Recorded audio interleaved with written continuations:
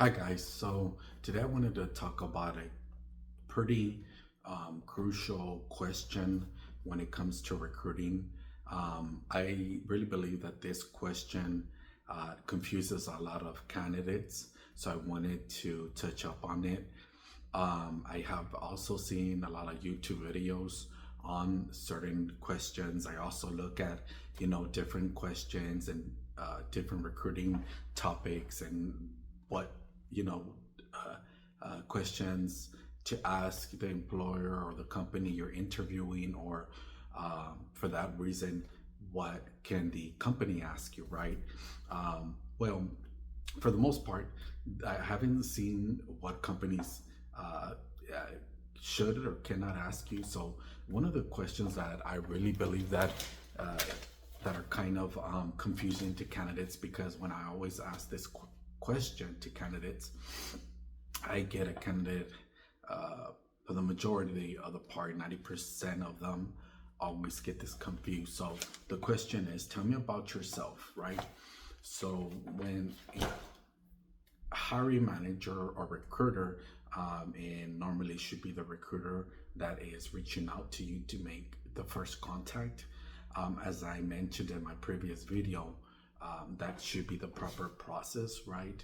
The recruiter, then the hiring manager, and then it goes from there. But that question is tricky.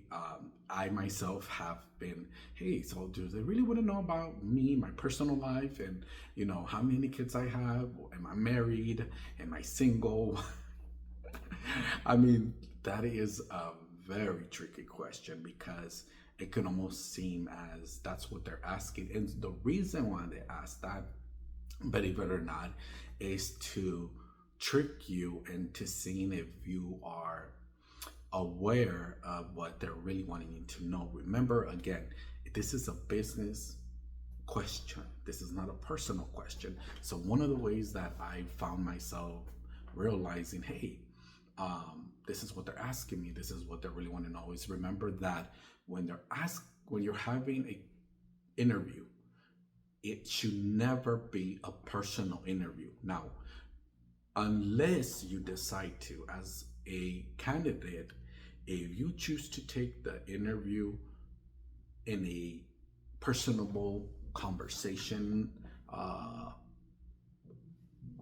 style, right? Because every interview style is different, right? It's not, every candidate does not interview the same.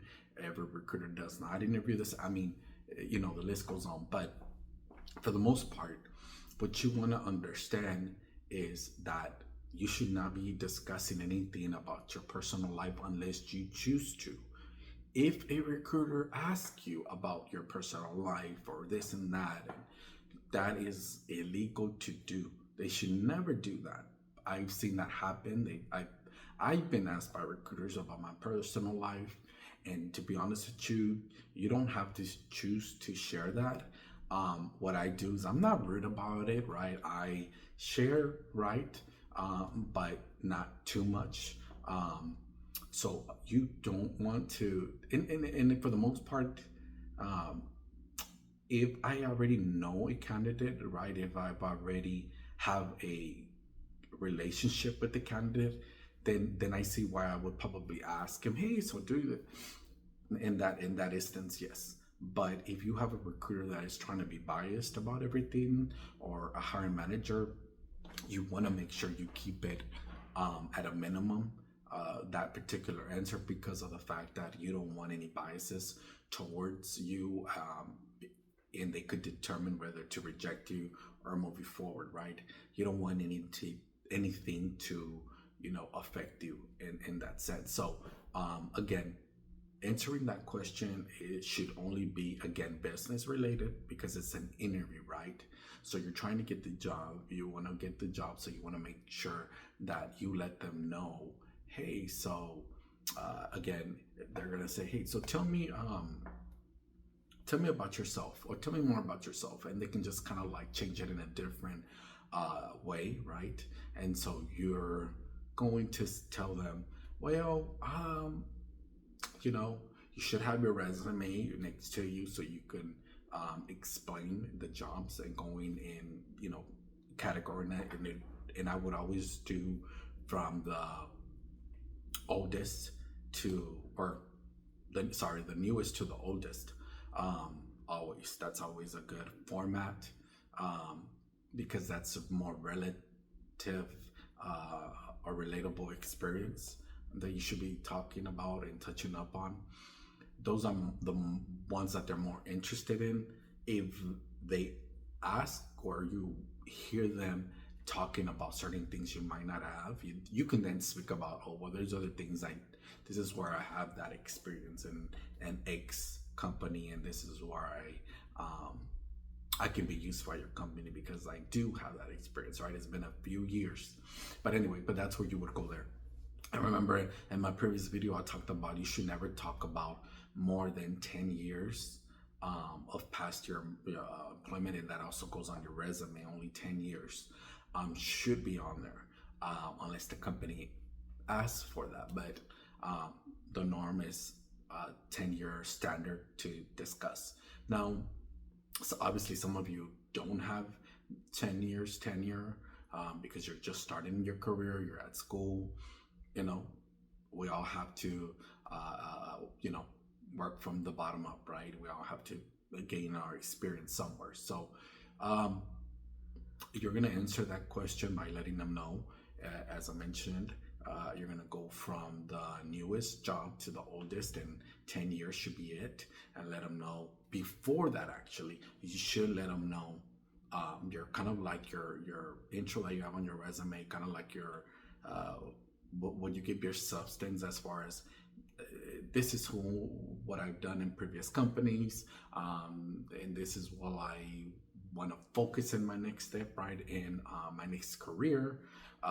So you want to share that with them and let them know that this is where you have experience at, and this is you've been in this industry for X amount, just depending on where they're calling you from, right? So this is where you have X amount of experience from, and this is why you're excited about speaking to them, and then you will go and talking about the jobs you've worked at, and explain to them, what exactly you did per company.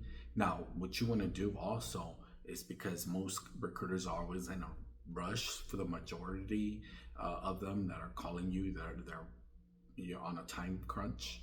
So you want to ask them, is it okay if you want me to go down to job per job, or is that, so you want to just ask them that, is that okay? Because I noticed too that a lot of people that I speak to, the candidates, they for the most part, they sound good on the phone for the most part, but some just don't know where to do, how to organize themselves when they're speaking.